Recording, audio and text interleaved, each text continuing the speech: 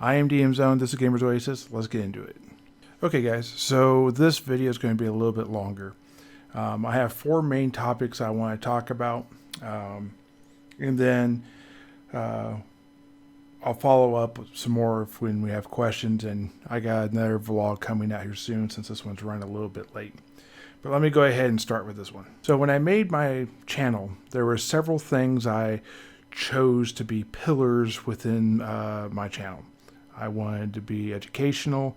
I wanted to be factual based, I guess you could say, not factual. I wanted to tell a story and have a journey, and I wanted to have sort of like a vlog for at least one of my videos, which is literally what this is, the 38th vlog for that monthly vlog. And I wanted to stand out different from everyone else. But one of the things that was very important to me too was I wanted to have high quality videos that I make. I didn't want to be just another one person, another one of these people that makes videos that's not great, that doesn't represent the game well, that doesn't represent themselves well, that doesn't represent players of the game, not necessarily the game company, but the players. So I wanted to kind of represent what we went through, how we play, why we play, when we play, these type of things, where we play, all these type of things. So this leads me to the season of crafting. This is the first of the four things I want to talk about. So I've been talking about season of crafting for about a year, a little less. And you know, when I first started, it was a concept. It was something I thought. It was something I wrote down. It was something I strategized, I redeveloped, I remade. I tried to find pathways to get there. Imagine an ADD mind going crazy with maybe a touch of autism in there. And that's kind of where my mind goes with a lot of these type of things. So I went ahead and started the process. I started to farm the materials I needed. I started to keep. I started to look for really good deals. And my initial thought was I was going to do stone extractors, basic stone extractors, and I was going to do whatever stone I got the most of. If I could get what I wanted, which was 30,000 or 45,000 of the Burkite stone or the Nisset stone, I was going to go that way. So what ended up happening is one of the viewers saw it, went ahead, lent me a EP1 blueprint. I made a video on this already. You can go back and look at that to see what I'm talking about with this. And he lent me 600 PED as well, and then told me when you get done, whatever you keep BP wise, you're good to go. Now if you get a recycler, he wants the recyclers. Okay, no problem, we're good. So I went ahead and did 30 days of this. I didn't have to pay for it. It was all just go get some XP type of thing. So I did, and I went forward and I did this thing. But everything I knew about it, everything that was coming up from it, you have to realize was a prediction, or it was a well thought out type of thing. I didn't have in-game working knowledge, and I had not seen where other people had done this type of thing. This was me stepping out on a limb to do this. So my initial plan was I was going to do 30 runs at 1K. I was going to do the Nadiri Once an Apprentice. I knew about the mission. I didn't know how hard it was. It was actually way harder than I was expecting to get. And I didn't know what that BP would do on that planet. And frankly, I didn't know about the Toulon specific on the type of BPs that drop there. And I don't know if it's ever publicly stated. And someday maybe I'll go into that, what my opinion is. Or if I can find where they state what type of drops drop there. But it's interesting, is what I'll say. So I didn't know what doing that Season of Crafting 1 would look like. And when I got done to the end, there was a lot of information gained. There was a lot of, if you were to take the entirety of the run and then use that to predict or judge things, especially if you're trying to find out how much a skill is valued in a real world scenario. And there are some interesting things that I've noticed about skill gain that makes me think that while the systems we have for calculating the value of a skill is good, it's not perfect. We don't actually understand the true mechanics of it. I think there's another thing in there that we don't know. And I'll get sometime into that when I talk about maybe all the skill gains I gained and how it all went. Okay, so I do not feel that this would make a good 30 video series. It would be kind of meh by the end of it. I feel like that I had to dress it up with the Nemocot hunts, with doing the Kuhoff instance 1 and 2 rewards, so you could talk about that. And then I talked about an extractor in each one of my videos. And there are things in there, and actually each one of those things are all great ideas. And those are things I actually kind of want to do. But I feel like putting them all together just to make the video good means that the foundation of what I'm doing with the Season of Crafting means it's bad. If you have to work that hard or force it that hard to get it there, then it's not working. I said many times before that I was struggling a lot because the videos are very information dense. Yes, that's true. But the reason why I was doing that is because, I feel like I'm a very small percentage of people that actually enjoy watching crafting videos.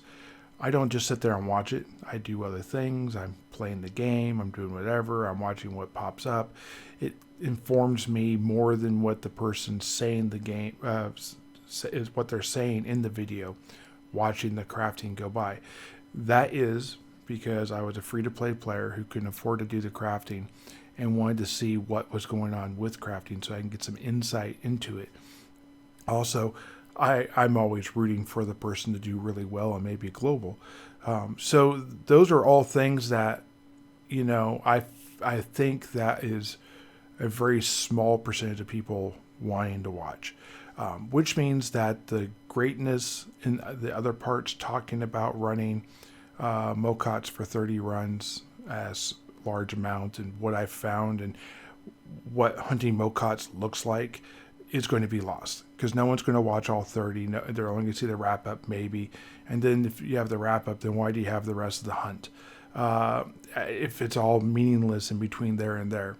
If you have, and talk about the Kuhoffs, the big deal is going to be the end of the Kuhoffs when you talk about all the things you found and what the percentages was. And that's the important part. All this stuff along the way is good if you were live, if you were to be there when it was going on, because then you can have conversation, you can try and predict things. But, in the end, I don't think so. I refer to it as, if I could use this metaphor, it's a bit of a stretch. It's like flyover content, like flyover country. I live in the state of Kansas. People talk about Kansas being flyover country. It's better to fly over than to drive through it or to live here because it's not as pretty when you're actually here going through this. To be honest, if it was a hunt outside of a thing I was trying to do, I probably would delete most of the videos I did and then post like the final statistics or just talk about it in a consolidated format.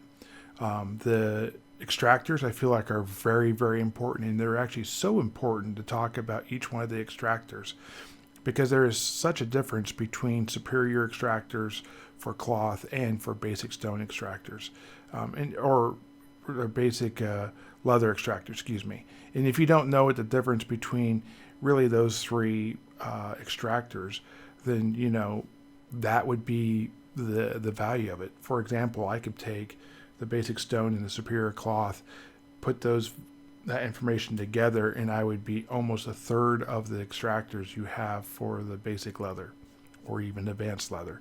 So those things have value, but they should be able to be found, not buried within a video. I'm struggling to get down to the length I want to get it down to, because I'm having to add all this extra content, because I feel like it's not there.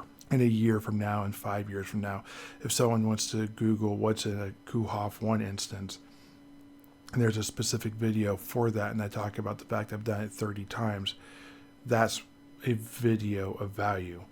So I guess, is the season of crafting done? Yes, sort of, but no, not really. I just want to change how I do it. I've already done season 1 and season 2, technically. The crafting portion, at least. I was going to dress up season 2 very similar to the way I did season 1. I'm not going to do that. So what I'm going to do is I'm going to go ahead and complete all the videos for season 1 in their own specific videos, which I feel I can stomach and I'll be able to get motivated behind. So all the information will come out. It just will probably come out a little faster than initially planned, but it'll be a lot less videos. And then I'll go ahead and move basically directly over to season 2. And then we'll have to make some decisions from there. I'm not sure crafting the way I was doing it is the way I want to do it moving forward. There are still some more tests, and there are still some more things I want to do. Season 3 was supposed to be, and will be probably, a mixture of 3 different blueprints, all being taken to 100% quality QR. But they're going to be 3 different types of extractors. So in season 2, I found that when I did the bear kite for 30 runs and this is on Monria, I found that I got a lot of the material the material constructor blueprints that you would expect, levels 1 through 4, because this is a level 1 blueprint. And I found that I got the same repeated limited, and when I went and looked, there wasn't really any others. So it's not like there was any hidden secrets or whatever. There's a couple that makes me wonder how exactly you get them, but not really. There was 2 blueprints I did not have when I completed. There was very few blueprints I needed by the end of just the beer kite. And when I was like, all right, I have a lot of basic stone extractors left. I brought a lot of other stone.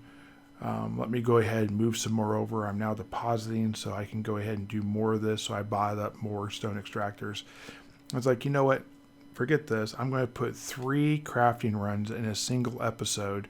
We'll have 8 episodes of Burkite. We'll have 8 episodes of Nisset, and we'll have 8 episodes of the Kaldun. So that was what I was going to do. So I went and bought up a whole heap of basic stone extractors. I basically had the stone, but I had to get some more. Not much, a little bit more, especially the Kaldun, because I didn't really have a whole lot of that. Anyways, by the time I got done with the Nisset, I only had 2 material constructor blueprints that were level 1 through 4 I didn't have. And I was getting some more or less rare within the limited lines. And then when I went ahead and did the Kaldun, not too long into it, I actually completed, and I have all the blueprints from 1 to 4, and they all dropped from doing these things. Now, there was one I feel like it is an exceptionally rare blueprint. There are 2 others that I feel like are fairly rare. So you'd have to do a lot of crafts. But I did. I mean, I literally did 135,000 clicks between those 3 stones. And I got QR rating 100 on my Birkite, Nisset, and Caldone blueprint. So there was a lot with that. So the direction I'm moving forward, I think, in this is when I do season 3 and I do my first blueprint, whatever it is, I'll probably do 30 runs of that. I'll probably do this on Toulon because I want to get my machinery skill up to the point of which I'm going to stop. When I get to, well, not stop, excuse me, let me change. I'm tracking it very specifically to see how this works with Nadiri wants an apprentice, but I want to get to about 5,000. My thought is I'm probably going to have to run the quest or mission 90 times, or between 60 and 90. So I figured I might as well do 3 more blueprints, and I'm going to do 1,000 clicks in each one of these. That's more than 27,000 clicks, which is what I found to be about the threshold to get a blueprint from 1 to 100. So I should get all 3 of these blueprints up to 100. And the blueprints I plan to do, I'm not going to talk about right now because people move against me. But essentially, when I get the first one, I'm going to go ahead and put that video out as like I did this for 30 times, 30,000 clicks or whatever. And I'll probably do this on a live stream where I do for 30 days, not 30 days consecutive, but 30 days. I'll do this and I'll track just like I have in these other ones. And then I'll go to the second blueprint and I'll track. I'll go to the third one and I'll track. And I feel like that's going to be a good way of doing it to get that information out there. And then I'll probably release it as season 3. And then I'll do a bunch of Toulon videos. I can talk about this type of stuff because you're not going to really block it per se if someone were to be malice that way, or to have malice in their heart that way. But one of the things I want to do is I kind of want to complete the Toulon Sis and mission chain, and that's a very long chain. I would say it's like 27 missions or something like that. And then there's some that take you from there to other planets, the DSEG 9, if I remember right. So you can get certain things, and I feel like that would be kind of fun. But we'll go from there.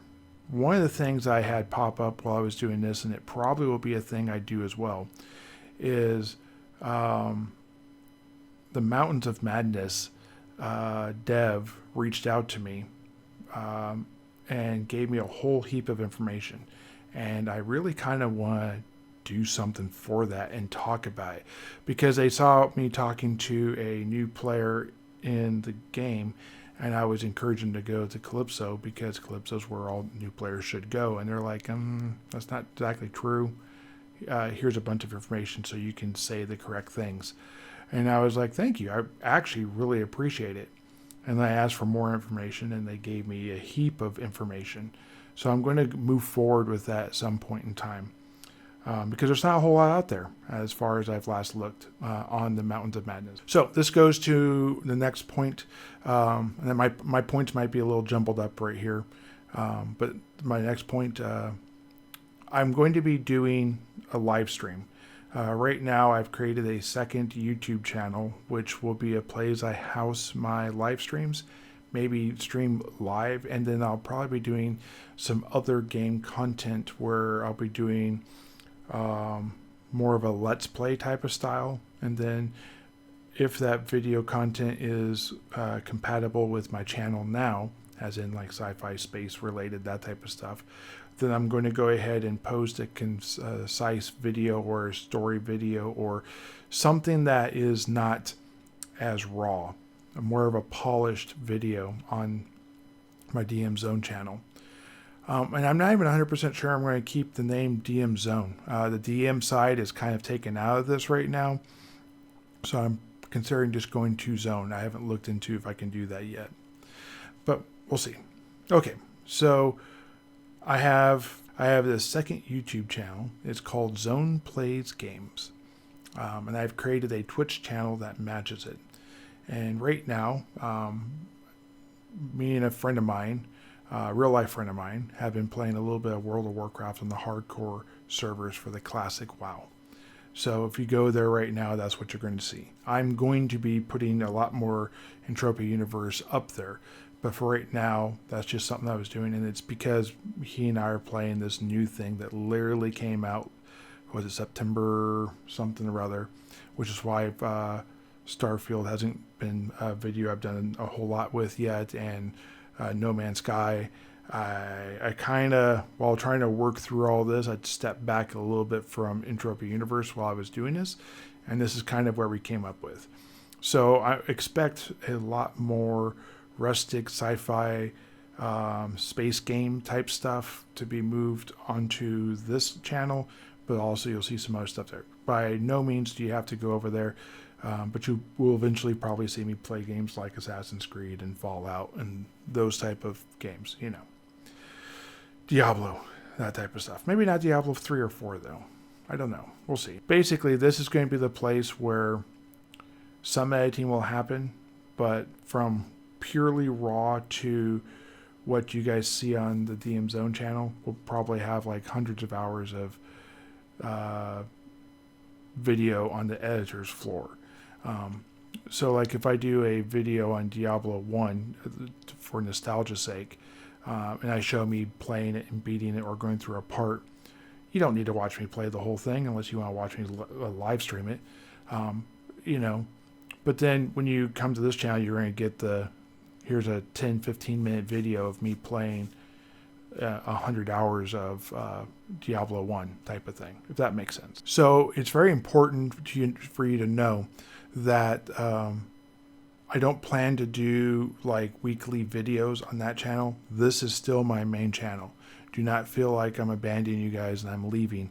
This is just an additional way for me to be able to organize my content without having to store it on my hard drive. I have had hard drives fail in the past, and I don't want to necessarily do that. My computer is fairly old. It's 14 years old. And, you know, this could happen. So I haven't had a chance to get a new computer. I have a laptop, and I've done some work on that, but that's not quite going to be my main playing computer for right now. I'm going to link to both those. It'll be over here, I guess, so you can see what those are. If you want to follow me there, feel free to. Like I said, this is going to come out slowly. It's going to come out probably in waves, and then you'll probably get an idea of the game I'm playing. Then eventually you'll see like that concise, not necessarily like review of the game, but like what my experience was while playing it type of thing will probably be the type of games I play. If you have any questions, feel free to talk about this openly in the chat below. I know we're several minutes into this video, but this is not something I'm trying to hide. I like with everything, I encourage people to tell me they like or dislike it, what they think about it. I'm still going to make my decision, but I am open to what other people have to say.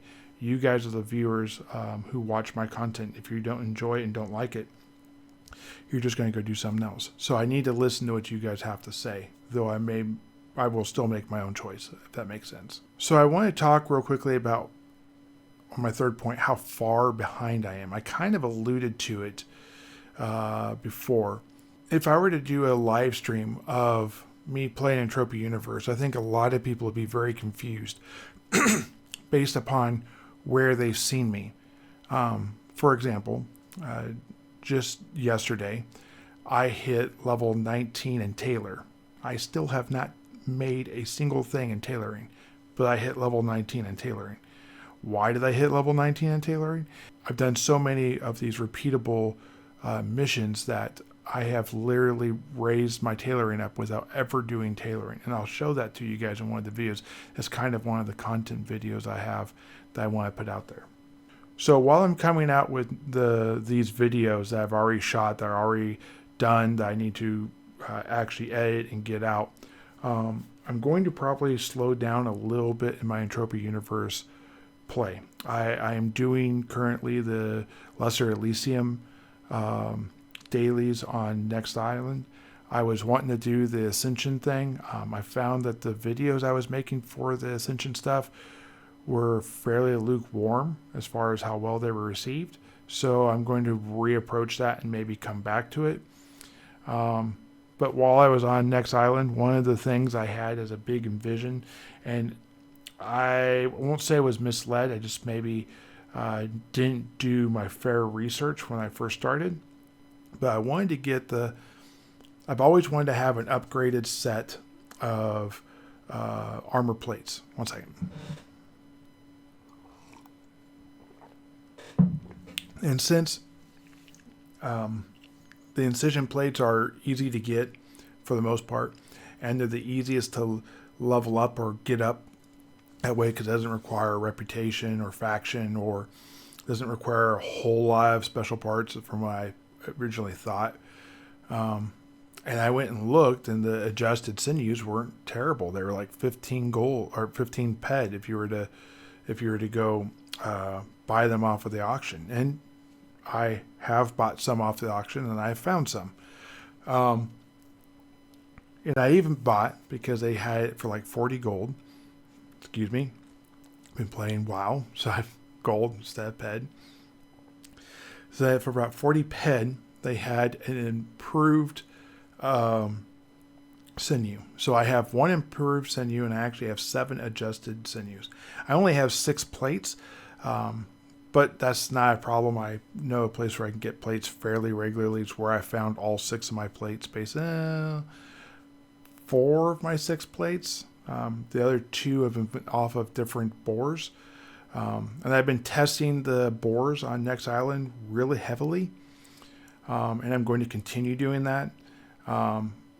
The parts that have delayed me from really getting there are the Azure agates and the Chimera hearts. That was the point. Those are the ones that I was not prepared for. And then there's some sort of core I need to get. The parts for that don't look bad, but I have to go get the blueprint. And the blueprint is part of a quest. I'm middle of the chain on that quest, or the mission. So I need to go ahead and complete the mission. It doesn't look terribly hard, to be honest. I've watched some of the videos on it. I just need to go do it.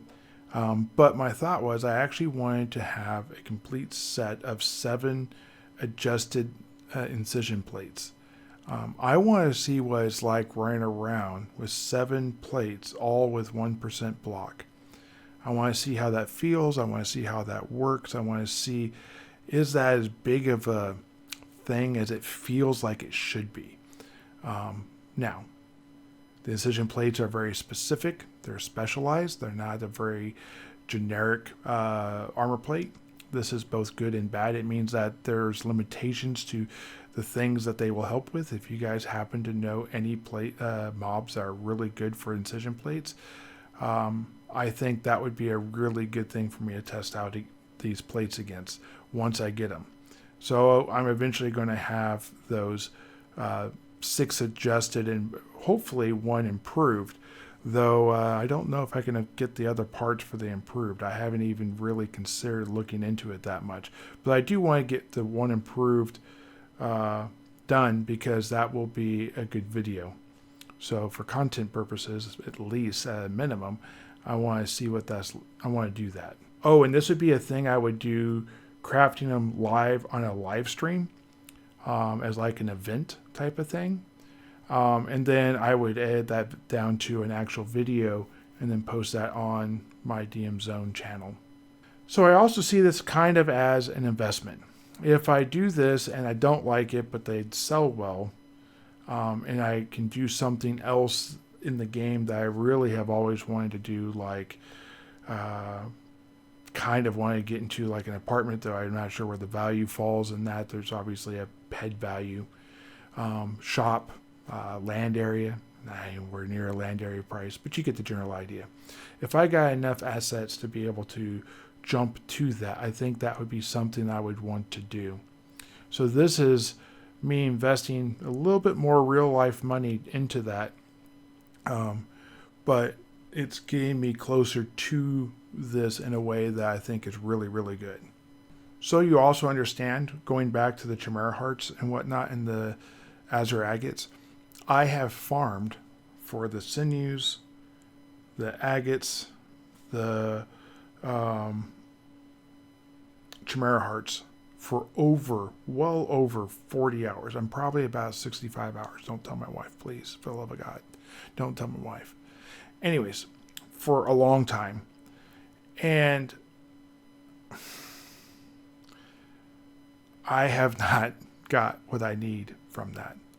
And the filament, oh my goodness. The filament luckily is fairly cheap. I don't know why it's so cheap. But you gotta hunt certain robots to get that. And I have had terrible luck in getting the filament. I could just buy the filament and it's at a price I would just buy it. But anyways. Okay, so I'm going to kind of skim over this real quickly because I have a video and I'll post that video. It's up here, I guess. A link to that, a card to that, where I talk about Stevie B's videos, Mind Arc to Players, and it has a screw on it. And you can get the metaphor, the implied. And I kind of, when I did my response back to him, I kind of did the art of, and I put a screw with all like the diagrams and the spacing and all that type. Anyway, to get the general idea. I'm trying to be a little lighthearted and have a little fun. I will see how people take it. I don't know. What I will say about this is clearly if you have to involve lawyers to find out whether or not you're going to break the TOS, you're probably edging that so close you probably shouldn't have done it. That's what I'll say. And I definitely agree that the game is a raffle in many ways. I think that's a good way of wording it. I've never heard it really worded that way. It's always like a slot machine or a casino or a carny game. And I really feel like a raffle is pretty good way of describing it. And, you know, I have a phrase that I kind of came up for that. And that would replace the word skill with a word and a phrase. And the word is knowledge. It's not skill. This game doesn't require skill. You hit F to attack and you stand there. There is some very small step out of the fire, move away from other things that are attacking you, make sure you're in range type of things. But that is not skill. That is the basic mechanics of the game. But the knowledge, I think, is the big part. It's a huge part of this whole thing. If you have the wrong resists, if you're doing the wrong type of damage, for example, if you need to be doing melee damage because it does more it has a higher dodge than it has evade. So you're shooting it is bad because it's going to evade 10% more than if you're attacking it in melee, and you have equal. Or it may not be a good mob for you to hunt. If it's too high of level for you, if it takes too many shots, too little shots, if you're using the wrong weapon type because it does too much or too little DPS, if you're using a weapon that has really high efficiency but the creature really doesn't have anything of value that can drop, then you're probably doing that wrong. So, with that said, you have to have knowledge. And you have to have the discipline to see it through. I think those are very important things for the Entropia Universe. So is there a raffle? Yes. With the right knowledge and the ability to see it through and not fall to the impulses. You know, the question I guess comes back is that a bad thing? You know, you don't necessarily have to have the iron will of a non-depositing player to be able to do this, and maybe you can value your time a little bit more by depositing $20 here and there, but it should be a decision you made before you went to play. Or as you're going to go play, you know you have to deposit $20 so you can get more ammo type of thing. And this is all factored in. It shouldn't be, oh, look at that, I need this. I mean, there are times. But you should be able to control that, is all I'm trying to say. So here's the question. If the game is a raffle and depositing money is the way the game is funded, is it a bad thing for people to want money deposited into the game? My thought is No. But I agree that they should earn it. They shouldn't provide you poor service and poor meal and then expect you to eat it. I feel like, the mini mayhem we had earlier this year was pretty terrible. I feel like the summer mayhem we had was great. I feel like the Easter mayhem we had was great. I really liked it. I would have liked a different ring for Easter mayhem. But, that's not the end of the world. They had a lot on their plate while they're doing this, but I was kind of hoping there'd be a twin ring inside the loot boxes for the mayhem stuff. That would be super cool. Even if it wasn't the best, if it just said twin, that would be nostalgia enough by its own. And I also agree that while I was a non-depositing player, I really do not feel that there was a tremendous amount of love shown the non-depositing players. I think there's a lot of things that are put in there to trap you, to make you want to step out of the non-depositing player. And I don't necessarily think that's bad. But I do feel like that they could show more love or appreciation towards the non-depositing player. We understand you want to make your money and you have to have people deposit to even have a chance at that. But you have to make people want to play before they are consider depositing. If they're trying the game out to see if they like it and they're going to go non-depositing, and then they I don't like it, you didn't help yourself.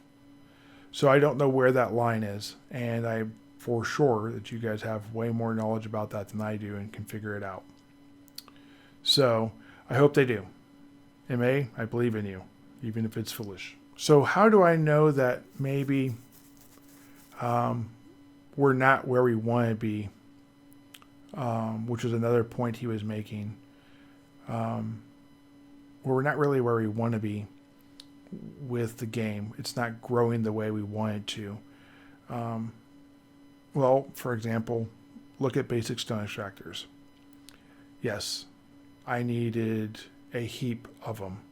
137,000 or 135,000 clicks of basic stone extractors across 3 different types of BPs is not 135,000 basic stone extractors. If I were to have it 100% up front before I started the run, you're looking at 45,000 for the Burkite. You're looking at 90,000 for the Nisit, so that's 135,000. And then you're looking at 135,000 for the Caldon. So you're really looking at, 270,000 basic stone extractors that I purchased over basically a 9-month period. That could and did affect the basic stone extractor market.